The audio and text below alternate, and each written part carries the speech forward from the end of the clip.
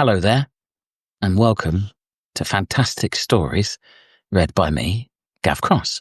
Supernatural story for you, read live on Substack every Monday, 9 p.m. Then I post it in various places after that. And tonight I'm going to read from this delicious collection, the St. Michael, the greatest of the shop-based saints. They do a very good range of biscuit. So I've recently heard the St. Michael 65 Great Spine Chillers, edited by Mary Danby, who also has a very good story in here as well, and very well known in this collection and collation game of supernatural tales.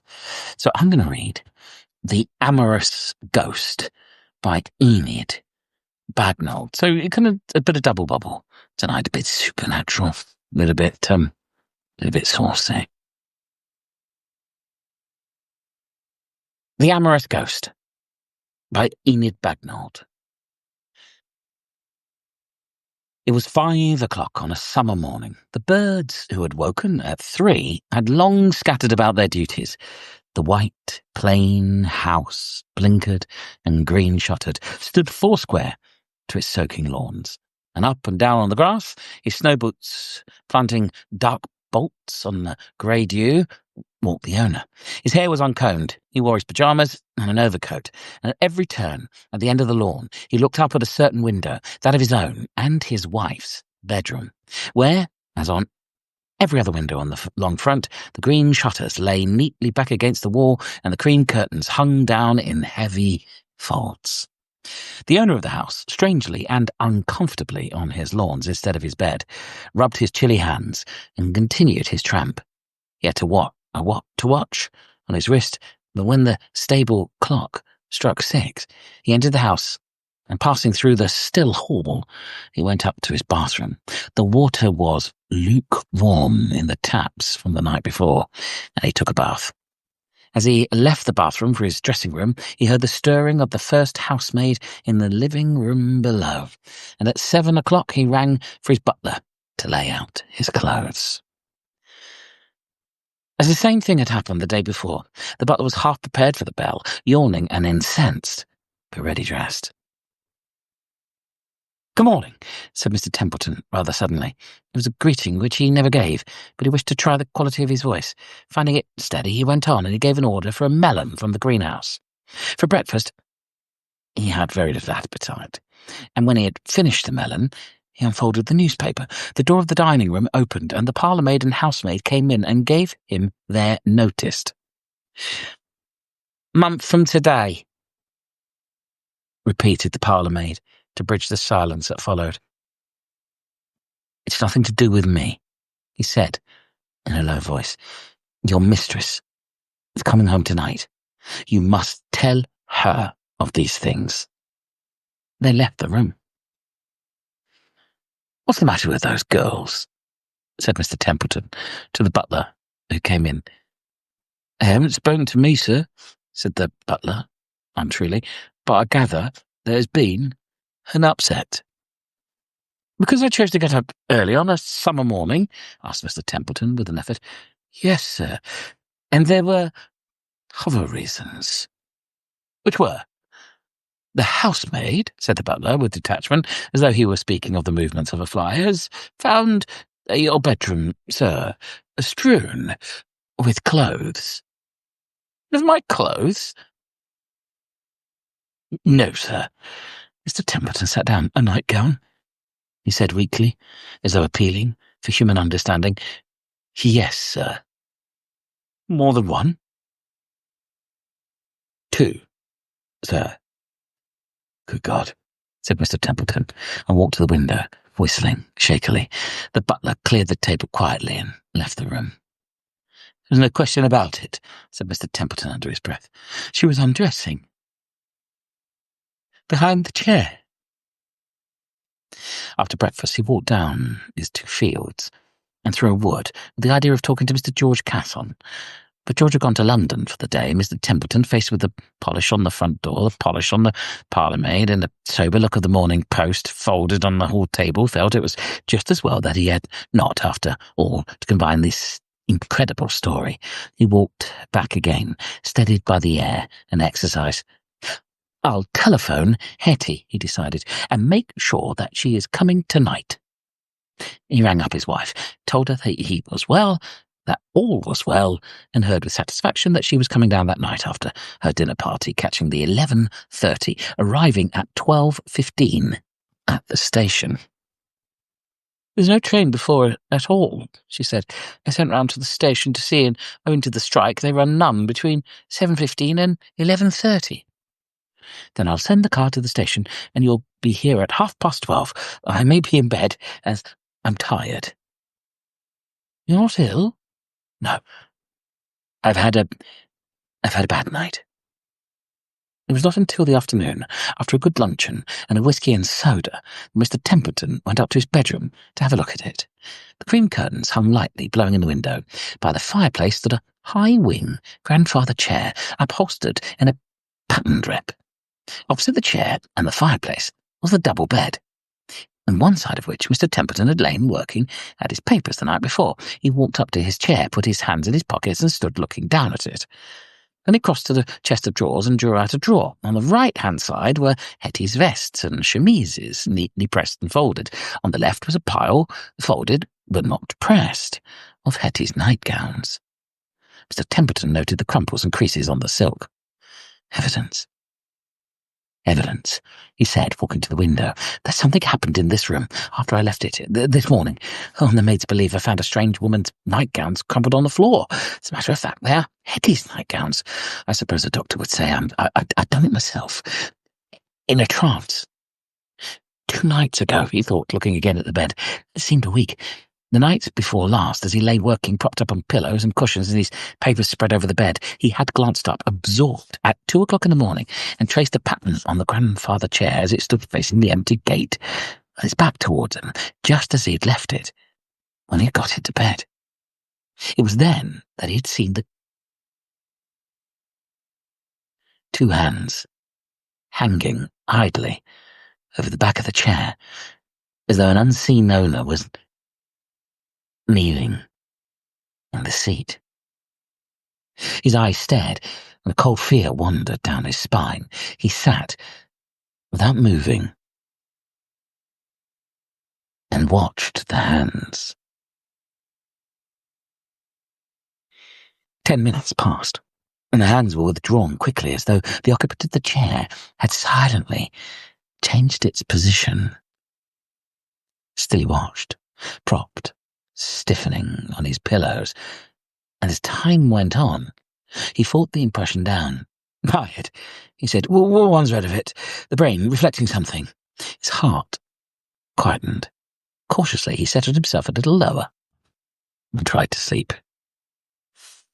He did not dare straighten the litter of papers around him, but with the light on, he lay there till the dawn lit the yellow paint on the wall.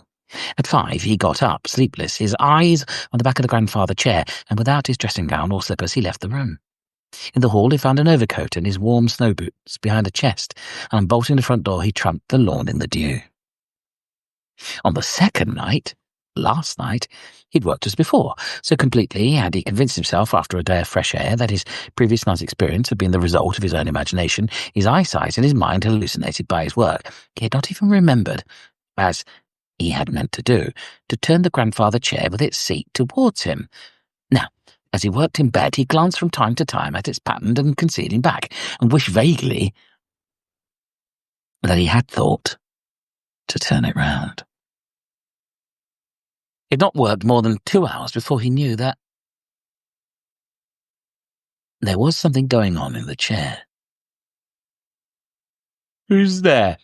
he called. The slight movement he had heard ceased for a moment, and then began again.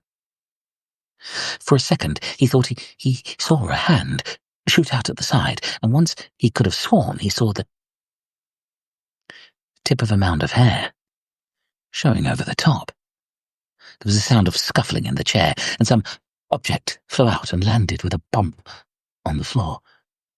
Below the field of his vision, 5 minutes went by, and after a fresh scuffle, a hand shot up. It laid a bundle, white and stiff, with what seemed a small arm hanging at the back of the chair.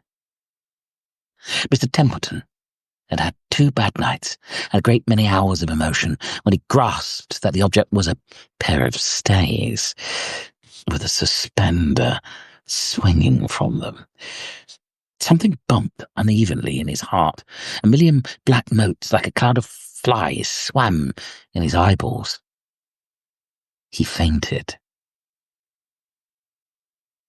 He woke up, and the room was dark, the light off, and he felt a little sick.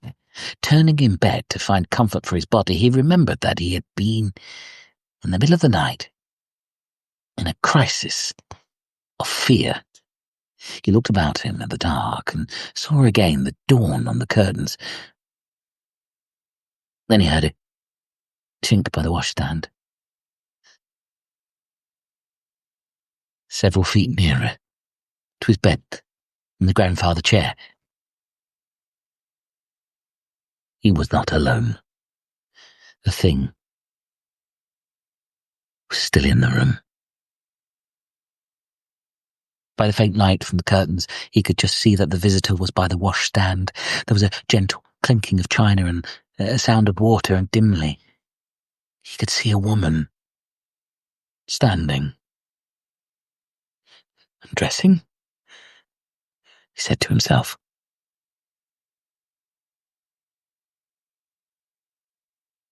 His gorge rose at the thought that had come to him. Was it possible that the woman was coming to bed? It was that thought that had driven him in a wild rush from the room and sent him marching for the second time up and down his grey and dewy lawns. Now, thought Mr. Templeton as he stood in the neat bedroom in the afternoon light and looked around him, Hetty's got to believe in the unfaithful or the supernatural. Crossed to the grandfather chair and, taking it in his 2 hands, was about to push it on to the landing. But he paused. I'll leave it where it is tonight, he thought, and go to bed as usual. For both our sakes, I must find out something more about all this. Spending the rest of the afternoon out of doors, he played golf after tea, and eating a very light dinner, he went to bed. His head ached badly from lack of sleep, but he was pleased to notice that his heartbeat was steady. Took a couple of aspirin tablets to ease his head, and with a light novel settled himself down in bed to read and watch. Hetty would arrive at 12:30, and the butler was waiting up to let her in. Sandwiches, neatly covered from the air, were placed ready for her on a tray in a corner of the bedroom. It was now 11. He had an hour and a half to wait. She may come at any time, he said, thinking of his visitor. He turned the grandfather chair towards him so that he could see the seat. Quarter of an hour went by, and his head throbbed so violently that he put the book on his knees and altered the lights, turned out the brilliant reading lamp, switched on the light which illuminated the large face of the clock over the mantelpiece, so that he sat in shadow. 5 minutes later, he was asleep. He lay with his face buried in the pillow, pain still drumming in his head, aware of his headache even at the bottom of his sleep. Dimly, he heard his wife arrive and murmured to hope to himself that she would not wake him.